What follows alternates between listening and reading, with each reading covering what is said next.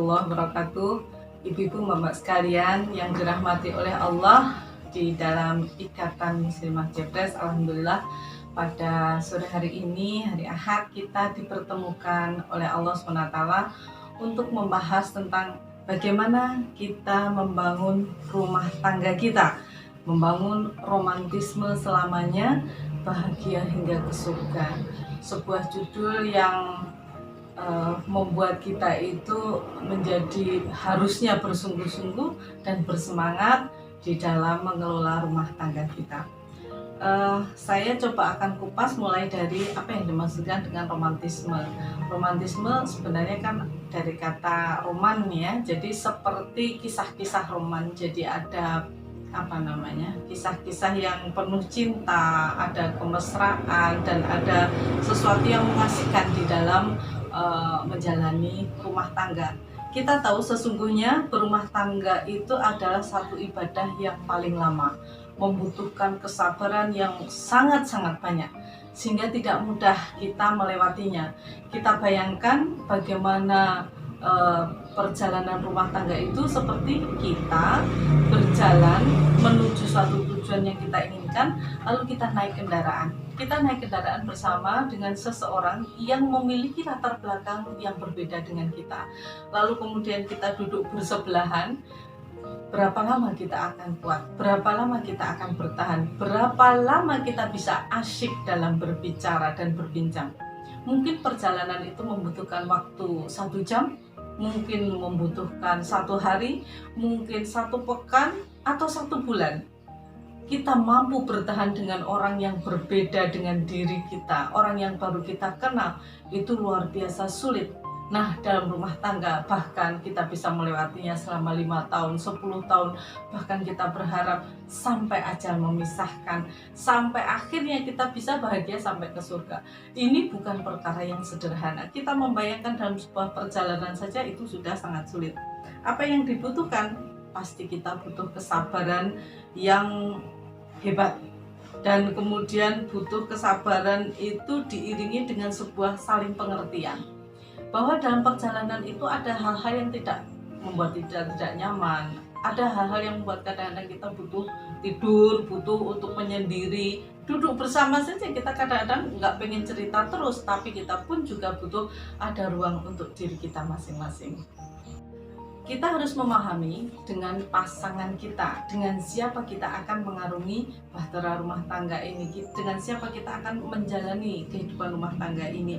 Kita harus memahami karakter manusia itu memiliki atau disebabkan atau dipengaruhi oleh banyak hal, mulai dari latar belakang pada saat masa tumbuh kembangnya, ada lingkungannya, ada pekerjaan, latar belakang tentang pendidikan, ekonomi, dan juga masalah keimanan. Al-imanu yazidu wa yanqus, yazidu bitta'ah, yanqus bil maksiat. Itu semuanya akan mempengaruhi karakter pasangan kita dan diri kita sendiri. Maka itu harus kita pahami dengan sebaik-baiknya.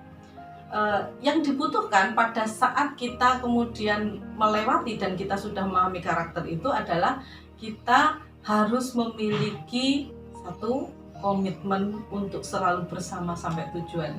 Jadi kalaupun naik kereta, naik bis, naik apapun, lalu kemudian kita tidak bersabar dengan sebelah kita sudahlah, saya turun sampai sini aja, nggak kuat ini kalau orang kayak gini nih, ya berarti selesai, berhenti.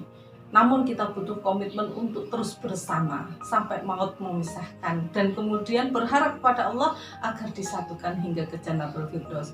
Yang kedua, butuh pengertian dan kesabaran. Pengertian dan kesabaran. Kapan kita itu membutuhkan ruang sendiri, kapan kita itu membutuhkan untuk ngobrol, kapan kita membutuhkan dukungan. Ada masa-masa pengertian itu kita membiarkan pasangan kita untuk menyelesaikan masalahnya sendiri. Tidak harus kita mengerti seluruh urusannya, tidak harus. Kalau memang apa yang diinginkan oleh pasangan kita, tentu saja dalam koridor syar'i, itu memang saya akan selesaikan sendiri masalah saya. Kita berikan ruang itu karena toh dia juga ada manusia yang sama seperti kita, butuh butuh untuk introspeksi sendiri, butuh untuk muhasabah. Yang ketiga, butuhkan cinta. Nah, Cinta ini yang kemudian kadang-kadang apa kalau sudah 50 tahun berumah tangga, 25 tahun berumah tangga itu masih ada cinta di hati. Cinta itu sesungguhnya ekspresi atau cara mewujudkannya bermacam-macam. Bahasa cinta ada yang dengan memberikan hadiah, ada dengan memberikan pelayanan, ada juga dengan bahasa-bahasa yang puitis, ada yang memberikan quality time, dan ada yang bentuknya berupa pujian. Dan kita tidak bisa kemudian menuntut orang lain dalam hal ini adalah pasangan kita itu untuk seperti orang yang lain. Kok nggak kayak itu sih gitu, enggak. Tapi kita terima beliau dengan apa adanya. Tiap keluarga punya cara sendiri untuk mempertahankan romantismenya, sehingga kita tidak bisa membandingkan dengan keluarga yang lain. Keluarga bahagia bukanlah keluarga yang tidak punya masalah. Keluarga yang bahagia adalah keluarga yang ketika dia mendapatkan masalah atau ujian, dia selalu mendapatkan cara atau jalan untuk keluar atau menyelesaikan masalah itu, dan kemudian menjadikan masalah itu sebagai sarana untuk mendapatkan pahala dari Allah SWT. Maka bahagia dan romantisme yang sesungguhnya adalah ketika kita sudah sampai pada surga. Jadi di sana sudah tidak ada marah, tidak ada kesulitan, tidak ada sakit, tidak ada faktor-faktor yang selama ini ada di dunia, sudah semuanya dicukupkan oleh Allah SWT. Tapi untuk bersabar sampai ke situ itu luar biasa. Maka Allah menjanjikan seseorang yang dia bersabar atas pasangannya hingga maut memisahkan, apapun keadaan pasangannya itu, ya tentu saja dalam koridor syariat, insya Allah Allah akan memberikan surga. Ada orang yang mencoba untuk menuliskan atau menggambarkan tentang romantisme di dalam rumah tangga itu seperti apa. Apakah seperti film-film yang kita saksikan, ya, atau film apa ya yang kita saksikan? Setiap orang punya hobinya masing-masing. Tapi sesungguhnya romantisme di dalam keluarga itu bukanlah sesuatu yang jauh, ya, sesuatu yang dekat. Ada banyak hal, ya, bentuk ekspresi romantisme itu. Di antaranya adalah kamu tidak malu atau pencitraan di depan dia yang kamu cinta.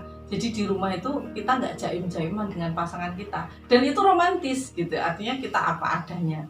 Yang kedua, tidur dan berpelukan bersama. Itu adalah sesuatu yang romantis, yang mungkin sebagian orang tidak bisa melakukannya. Sekali lagi, ini ekspresi. Setiap orang dan setiap keluarga pasti akan berbeda-beda. Yang ketiga, berada di dalam satu ruangan, tapi masing-masing mengerjakan urusannya sendiri-sendiri. Cuman di antara mereka ada komunikasi. Jadi saya kerjakan urusan saya, kamu kerjakan urusanmu, tapi kita saling berkomunikasi bahwa kita akan mengerjakan sesuatu bersama-sama. Itu romantis gitu. Kemudian yang keempat, tidak ada yang lebih menyayangi, tidak ada suasana yang lebih nyaman ketika bisa membuat kopi berdua. Jadi sekedar bikin kopi berdua saja itu sebenarnya sudah romantisme. Tapi apakah setiap keluarga itu akan kemudian begitu? Tentu saja berbeda-beda tadi, ya. Itu salah satu contohnya. Ada orang yang sekedar bikin kopi berdua saja jadi lagu, ya, karena romantis banget, ya, dengan bikin kopi, ya. Kemudian ada yang merakit perabot bersama, itu kemudian menjadikan sebagai sarana romantisme. Ada yang membaca buku bersama pada saat sebelum tidur, ya, setelah kelelahan siang hari. Ada yang merasa begitu antusias terhadap hal yang kecil, diberikan sesuatu yang istimewa, ini Masya Allah luar biasa. Oh, ini misalnya hobinya apa, ini Masya Allah, itu dibahas bersama. Itu pun juga ada bentuk romantisme. Ada juga ketika ada pasangan kita atau di antara kita berdua ada yang merasa sedih lalu kemudian dikuati, itu juga adalah romantisme. Dan bahkan bikin ide-ide kreatif untuk membunuh waktu. Kita sudah bosan, kita kayak lagi bingung gitu mau menyelesaikan masalah apa nih, kayaknya nggak ada kegiatan apapun, lalu kemudian kita membuat ide-ide untuk membahagiakan diri berdua. Itu adalah hal yang romantis. Bentuk romantisme di dalam keluarga yang sederhana seperti berpelukan, saling menghangatkan, saling memandang, menyempatkan waktu untuk memandang, bukan mendeleng-mendelengan, ya, tapi memandang dengan penuh mesra, duduk di sofa berdua. Kemudian juga bagaimana kita membantu menyelesaikan masalah pasangan hidup kita. Kemudian ada yang dengan memasak bersama, tentu yang hobinya masak, ya, memasak bersama itu juga sudah menunjukkan romantisme. kemudian menanyakan hal-hal yang konyol dan memiliki permintaan-permintaan kecil yang nggak masuk akal, dan ketika itu dipenuhi itu sudah membuat mereka itu bahagia. Kemudian juga sikap rendah hati dan tahu kapan minta maaf, itu adalah juga contoh-contoh romantisme di dalam rumah tangga. Ada orang yang hobinya belanja bersama, itu merupakan keromantisan tersendiri. Kemudian saling cerita ketika akan tidur, atau menikmati setiap momen jalan-jalan pagi atau apapun lah yang dilakukan, kemudian menemukan hal yang istimewa dan kemudian mencoba hal-hal yang baru secara bersama-sama, itu ada romantisme. Bahkan sekedar tidur di bangkuannya, itu ada romantisme. Jadi seseorang sesungguhnya tidak akan bisa melewati itu semuanya kalau di antara mereka tidak ada komunikasi dan saling pengertian yang baik. Ada hal yang sederhana yang kita jalani berdua, tetapi itu sesuatu yang memang kita niatkan untuk mencari ridha Allah. Itu adalah jalan untuk membangun kebahagiaan. Semoga Allah memudahkan urusan kita di dalam membangun keluarga kita dan menjadikan keluarga kita keluarga yang sakinah, mawaddah, warahmah.